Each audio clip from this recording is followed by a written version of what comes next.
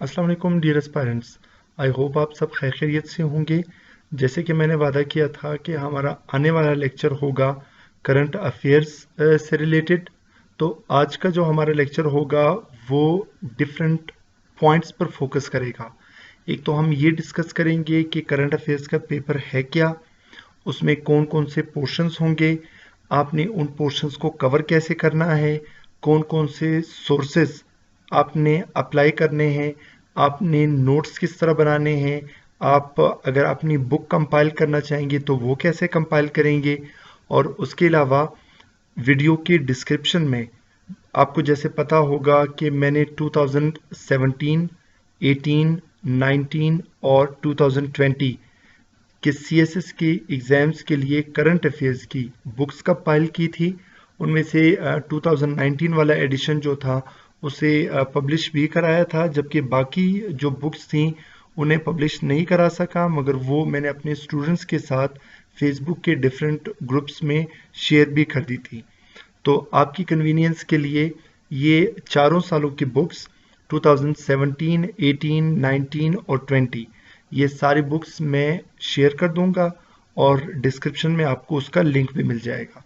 तो अगर आप वीडियो को आखिर तक देखेंगे तो आपको बिल्कुल क्लियरली आइडिया हो जाएगा कि करंट अफेयर्स आपने प्रिपेयर कैसे करना है।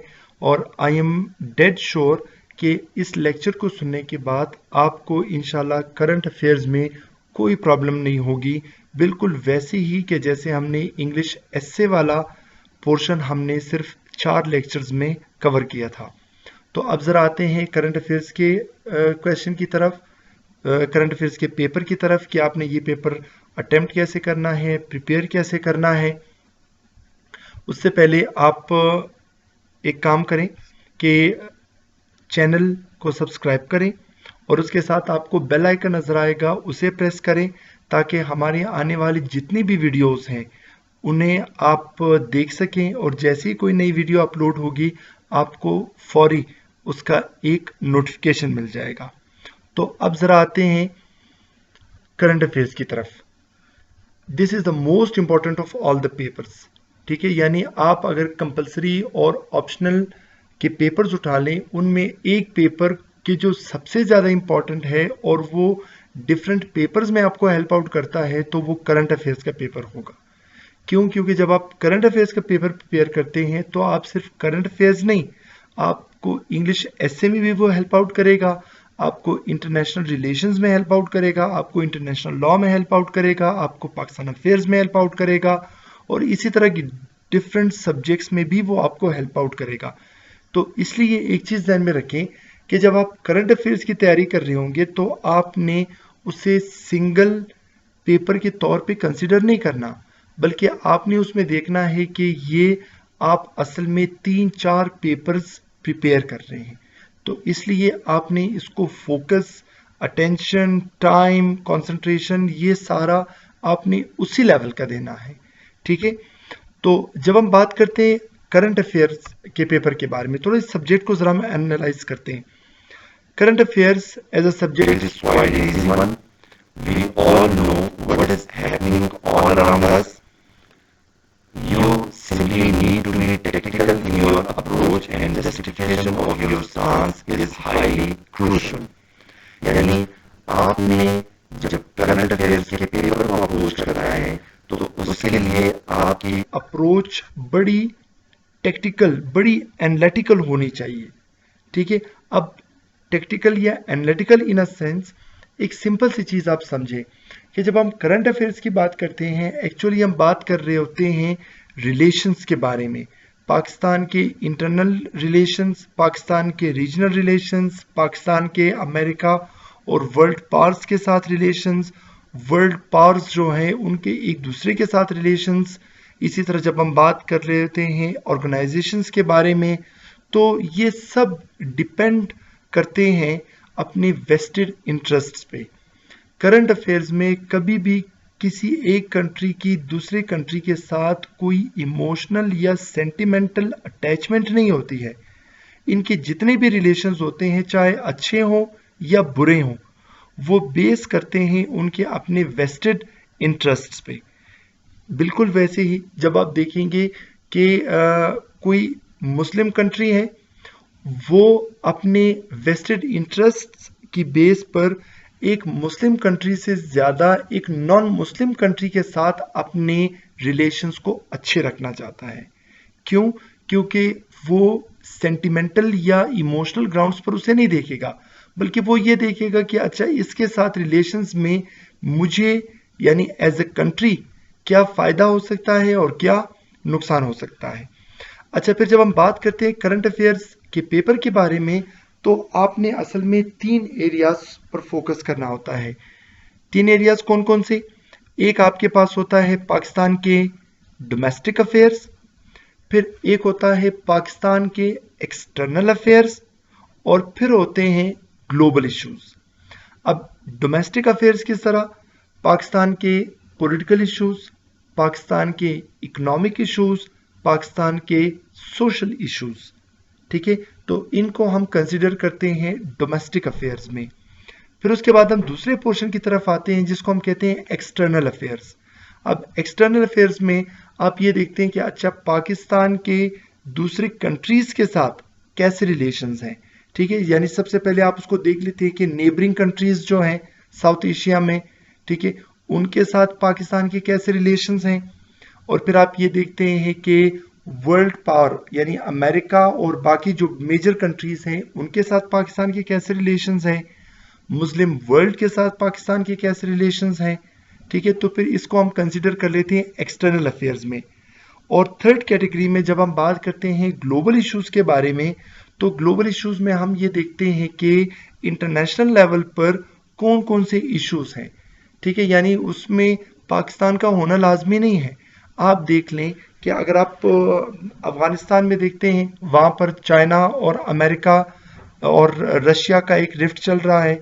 इसी तरह जब आप सीरियन वॉर को देखते हैं वहाँ पर फिर आपको पता चलता है कि डिफरेंट जो मेजर पावर्स हैं वो एक दूसरे के साथ वहाँ पर अपनी डोमिनेंस दिखाने के लिए दे आर स्ट्रगलिंग। तो उसमें फिर हम ग्लोबल इश्यूज कंसिडर कर लेते हैं। फिर उसके अलावा जैसे हमने कंसिडर किया था कि all the domestic affairs of Pakistan such as political, economic along with social issues, ये आएंगे पाकिस्तान के डोमेस्टिक अफेयर्स में।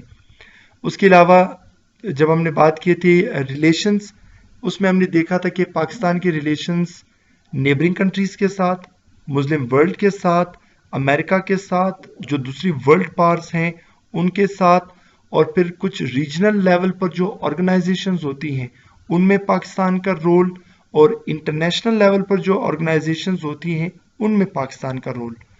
अच्छा, फिर उसके बाद हम नेक्स्ट पोर्शन की तरफ आते हैं ग्लोबल इश्यूज में।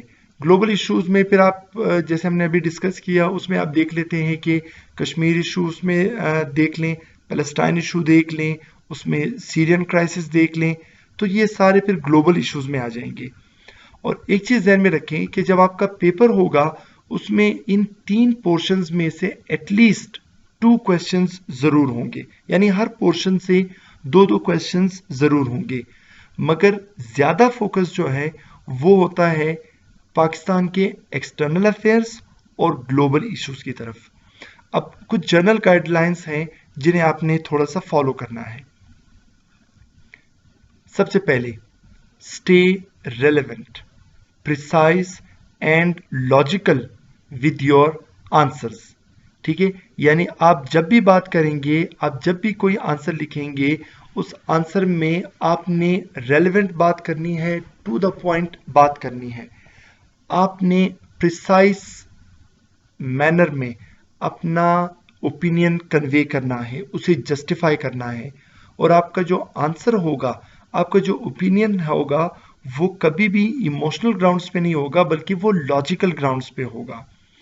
अच्छा, उसके अलावा फिर आपने जब कभी करंट अफेयर्स वाला कोई क्वेश्चन अटेम्प्ट करना है तो आप करंट सिनारियो और फ्यूचर प्रोस्पेक्ट्स को तो देखते ही हैं, मगर करंट सिनारियो और फ्यूचर प्रोस्पेक्ट्स के बारे में आप अच्छी तरह से बात तभी कर सकते हैं कि जब आपको उन इवेंट्स के हिस्ट्री का भी पता हो।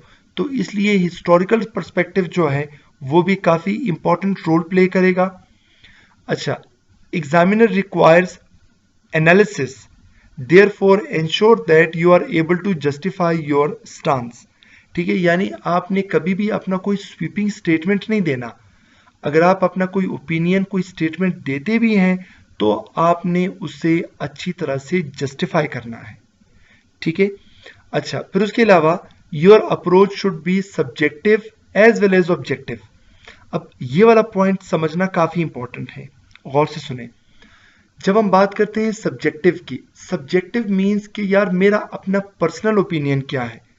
ठीक है, यानी आपका सिर्फ अपना पर्सनल ओपिनियन ही सब कुछ नहीं होगा, उसके साथ साथ आपकी अप्रोच ऑब्जेक्टिव भी होनी चाहिए। अब ऑब्जेक्टिव इन अ सेंस कि जब आप ऑब्जेक्टिव अप्रोच की बात करेंगे, आपने अपने ओपिनियन को लॉजिकल ग्राउंड्स पर उसे जस्टिफाई भी करना है। ठीक है, यानी अगर आप ये कहते हैं कि पाकिस्तान को चाहिए कि सऊदी अरेबिया के बजाय वो ईरान को इम्पोर्टेंस दे और उनके साथ अच्छे रिलेशंस बिल्ड करें। अच्छा, चलिए ठीक है, ये बात तो आपने कह दी है, ये आपका ओपिनियन है, मगर आपने अपने ओपिनियन को जस्टिफाई भी करना है लॉजिकल ग्राउंड्स पे। ठीक है, तो इससे ये हुआ कि आपका ओपिनियन जो होगा, आपका आंसर सब्जेक्टिव भी होगा और ऑब्जेक्टिव भी होगा। अच्छा, उसके बाद जरा आगे बढ़ते हैं एक्सटर्नल अफेयर्स के बारे में।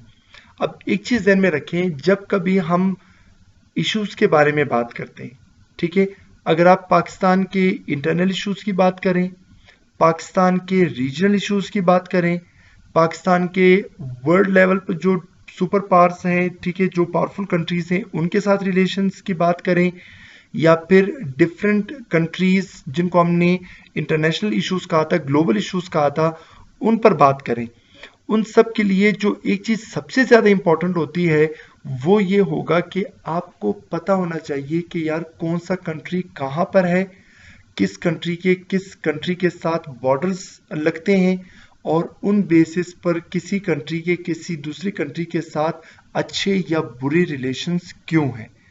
तो इसलिए सबसे इंपॉर्टेंट चीज करंट अफेयर्स में आपके पास ये 3 चीजें होनी चाहिए। पहली चीज, वर्ल्ड मैप। ठीक है, यानी पूरी दुनिया का नक्शा जब आपके सामने होगा तो आपको वहां पर साउथ चाइना सी भी नजर आएगा, आपको वहां पर इंडियन ओशियन भी नजर आएगा, आपको वहां पर डिफरेंट कंट्रीज की बाउंड्रीज भी नजर आएंगी। अगर ईरान से रिलेटेड देखते हैं तो आपको वहां पर स्ट्रेट ऑफ हॉर्मुज भी नजर आएगा। सो इट मीन्स वहां पर जब आप मैप को देखेंगे तो आप रिलेशंस को और करंट अफेयर्स को अच्छी तरह से देख सकेंगे। अच्छा, उसके अलावा जब हम बात करते हैं, दूसरा मैप जो आपके पास होना चाहिए वो है साउथ एशियन मैप। ठीक है, यानी साउथ एशियन कंट्रीज में जो मैप्स होंगे, जो कंट्रीज होंगी, उनका मैप आपने देखना है साउथ एशिया का। उसमें आपको पता चलेगा कि अच्छा कौन सी कंट्री के किस दूसरी कंट्री के साथ बाउंड्रीज लगती हैं और उनके रिलेशंस अच्छे या बुरे क्यों हैं। और फिर तीसरी आपने चीज देखनी है पाकिस्तान का मैप। ठीक है, तो ये 3 मैप्स इस तरह हैं कि जो आपके पास लाजमी होने चाहिए। जब तक आपके पास ये मैप्स नहीं होंगे, आप करंट अफेयर्स को कभी भी अच्छी तरह से नहीं समझ सकते।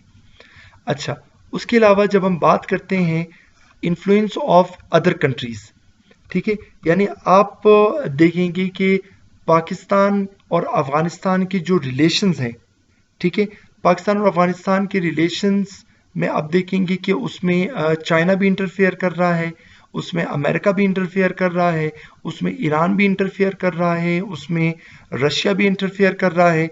तो इसका मतलब ये हुआ कि 2 कंट्रीज में जो रिलेशंस होते हैं वो सिर्फ उन 2 कंट्रीज के नहीं होते, बल्कि बिहाइंड द कर्टन्स दूसरी कंट्रीज भी उसमें इन्वॉल्व होती हैं।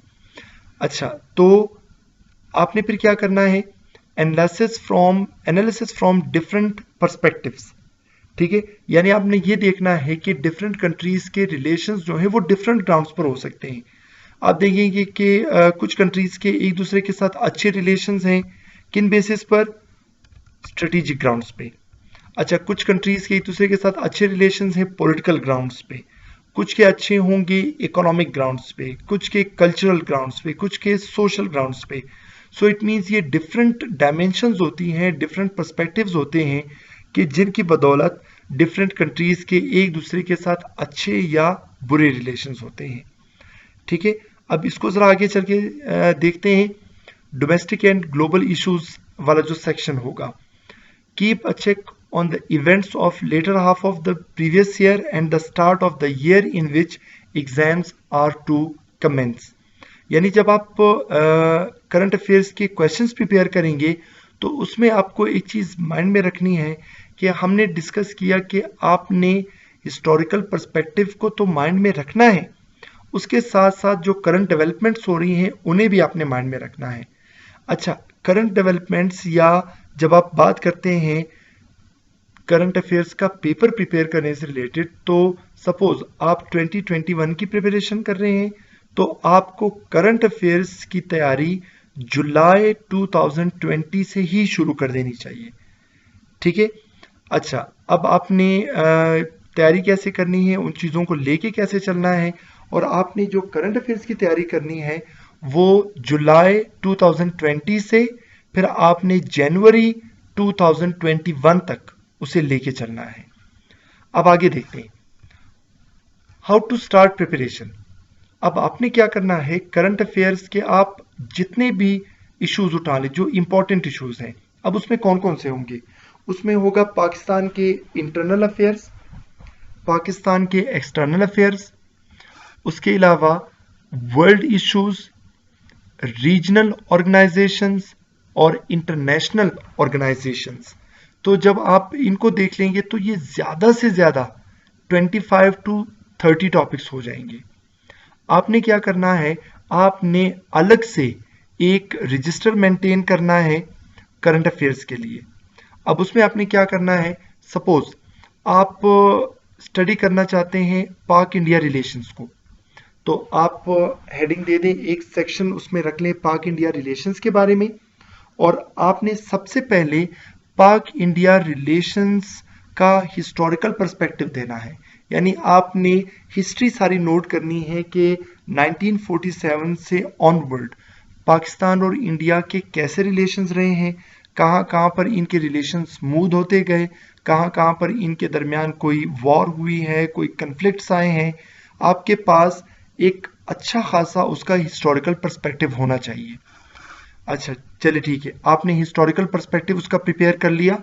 अब उसके साथ आपने फिर ये देखना है कि करंट कौन सी डेवलपमेंट्स हो रही हैं।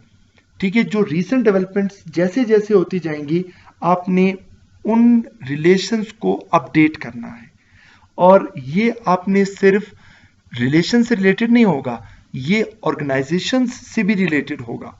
ठीक है, सपोज आप उठाते हैं यूनाइटेड नेशंस, आप यूनाइटेड नेशंस का थोड़ा सा हिस्टोरिकल पर्सपेक्टिव देखते हैं, फिर आप देखते हैं कि यार यूनाइटेड नेशन से रिलेटेड कोई करंट डेवलपमेंट हो रही है या नहीं हो रही है। तो अगर हो रही है तो आपने उसे नोट करना है, और अपने जो नोट्स आप प्रिपेयर कर रहे हैं आपने उन्हें अपडेट रखना है। अच्छा, उसके बाद फिर जब हम नेक्स्ट पोर्शन की तरफ आते हैं, आपके पास सोर्सेज क्या होने चाहिए। जब हम बात करते हैं सोर्सेज के बारे में, आपने कंसल्ट करना है डॉन न्यूज़पेपर को, द एक्सप्रेस ट्रिब्यून को, द इकोनॉमिस्ट को, और करंट अफेयर्स का एक मंथली डाइजेस्ट आता है by Safdar Mahmood, a very good one, उसे कंसल्ट करें।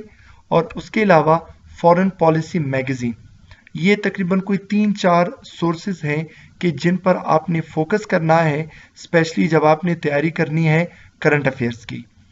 अच्छा, अब हम बात करते हैं थोड़ा सा स्पेसिमन के बारे में। यानी स्टूडेंट्स कहते हैं कि सर आप कोई एक क्वेश्चन बता दें कि उसे प्रिपेयर कैसे करना है, तो हम करंट अफेयर्स का एक क्वेश्चन उठाते हैं और हम डिस्कस करेंगे कि आपने उसे प्रिपेयर कैसे करना है। सपोज हमारे पास क्वेश्चन है पाक इंडिया रिलेशंस के बारे में।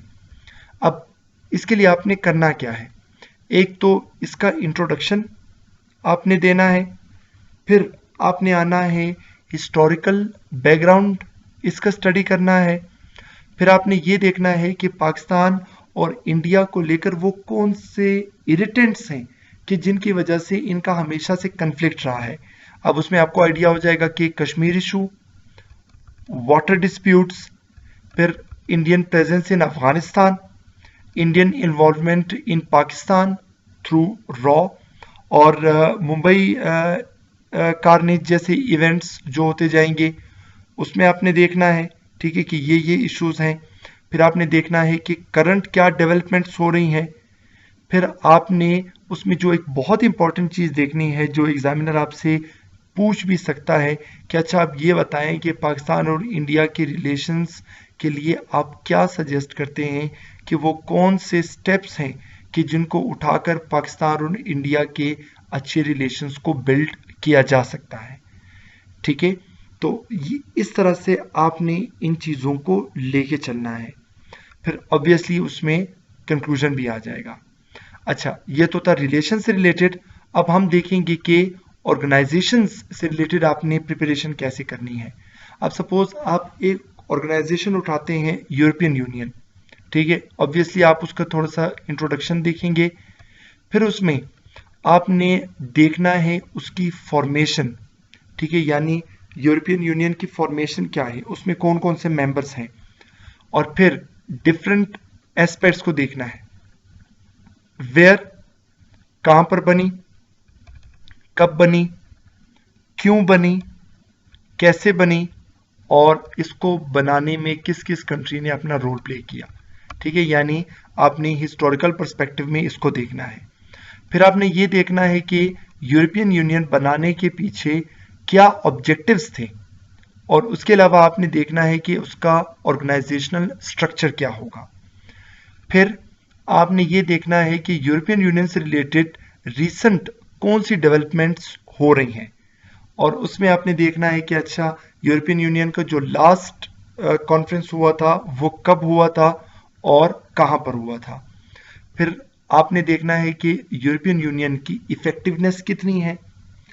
आपने ये देखना है कि यूरोपियन यूनियन को किन किन चैलेंजेस का सामना है, और फिर आप उसमें देखेंगे कि इसमें कौन सी कंट्री रोल प्ले कर सकती है, इसमें पाकिस्तान का क्या रोल हो सकता है। तो इस तरह आपने इन चीज़ों को लेके चलना है।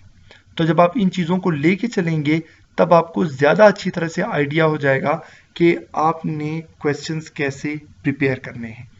तो इस लेक्चर में हमने डिस्कस किया कि करंट अफेयर्स का जो आपका पेपर है उसकी नेचर क्या है, उसमें पोर्शंस कौन कौन से हैं, आपने प्रिपेयर कैसे करने हैं, आपने नोट्स कैसे बनाने हैं, और फिर हमने डिस्कस किया, एक क्वेश्चन स्पेसिमन के तौर पर लिया, पाकिस्तान इंडिया रिलेशंस आपने कैसे प्रिपेयर करना है।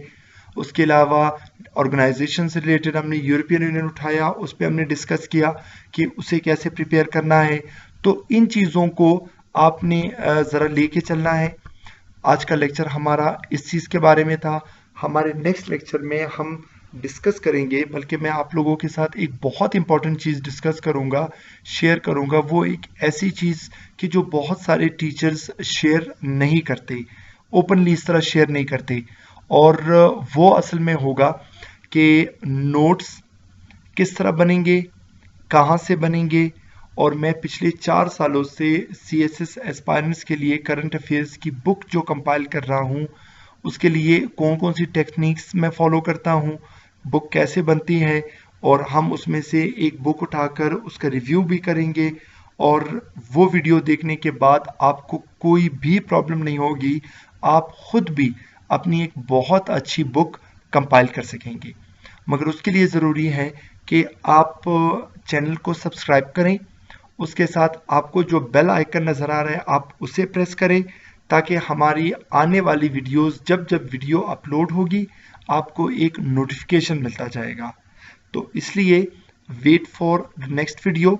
और अगर आपके माइंड में करंट अफेयर्स को लेकर अभी भी क्वेश्चंस हैं, अभी भी कंफ्यूजन्स हैं, तो आप कमेंट बॉक्स में अपने क्वेश्चंस पोस्ट कर सकते हैं, और आने वाले लेक्चर में उन क्वेश्चंस को एड्रेस भी किया जाएगा।